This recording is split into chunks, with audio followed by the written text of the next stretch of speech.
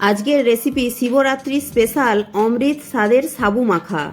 যে কোনো উপোসের দিনেও এইভাবে সাবু মাখা বানিয়ে দেখতে পারেন, খেতে কিন্তু খুবই ভালো হয় আর বানানোও একেবারে সহজ। নমস্কার, আমি প্রিয়াঙ্কা আবারও একটি দারুণ স্বাদের রেসিপিতে সকলকে স্বাগত জানাই। সাবু মাখা রেসিপিটা শেষ পর্যন্ত দেখার জন্য আপনাদের কাছে অনুরোধ রইল। প্রথমেই একটা মিক্সিং বোলের মধ্যে দিয়ে দিচ্ছি 100 গ্রাম সাবু। আপনারা আপনাদের প্রয়োজন মতো সাবু নিয়ে নেবেন। আমি এখানে ছোট দানা সাবুটা নিয়েছি। এবার জল দিয়ে সাবুটা ভালো করে 2 বার ধুয়ে নিচ্ছি। সাবুটা ধোয়া হয়ে গেলে 1 কাপ জল দিয়ে ভিজিয়ে রাখবো 1 ঘন্টার জন্য। আমি ছোট দানা সাবুটা নিয়েছি বলে 1 ঘন্টার জন্য ভিজিয়ে রাখছি। আপনারা বড় দানা সাবুটা নিলে আরও একটু বেশি সময় ধরে 2-3 ঘন্টার জন্য ভিজিয়ে রাখবেন।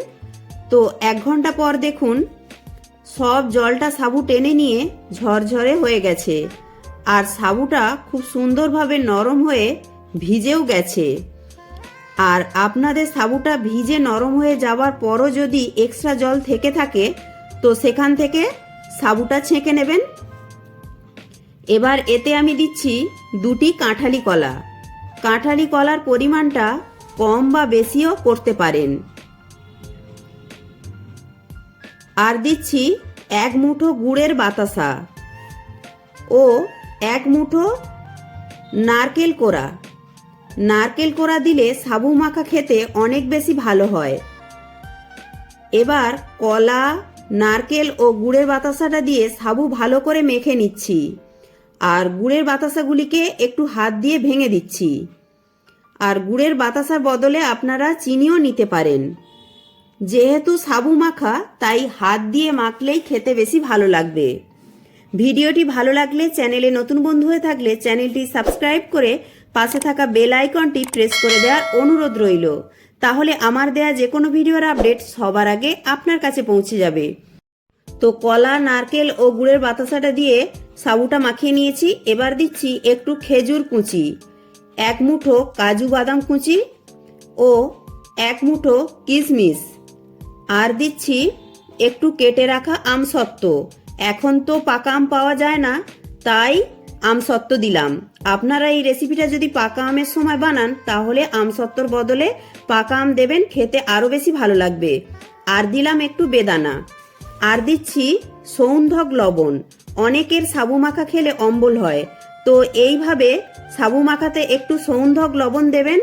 আর চেষ্টা করবেন সাবু মাখাটা চিনির বদলে গুড়ের বাতাসা বা এমনি গুড় দিয়ে মাখতে।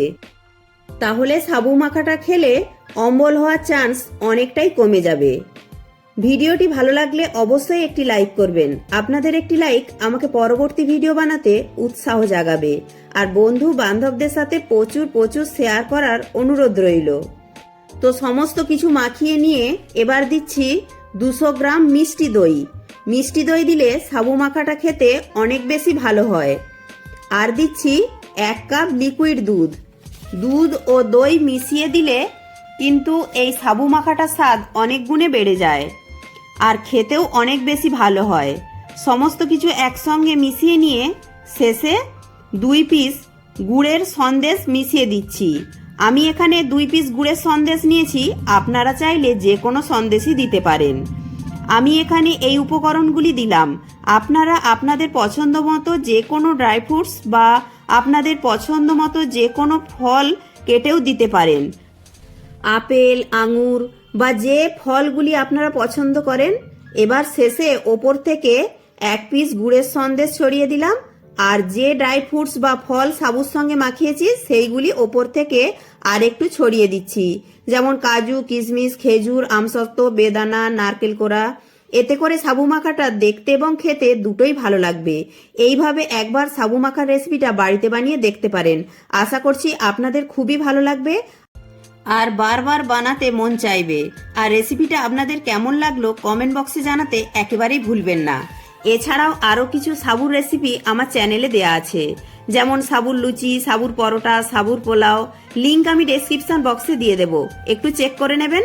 প্রত্যেকে ভালো থাকবেন, সুস্থ থাকবেন।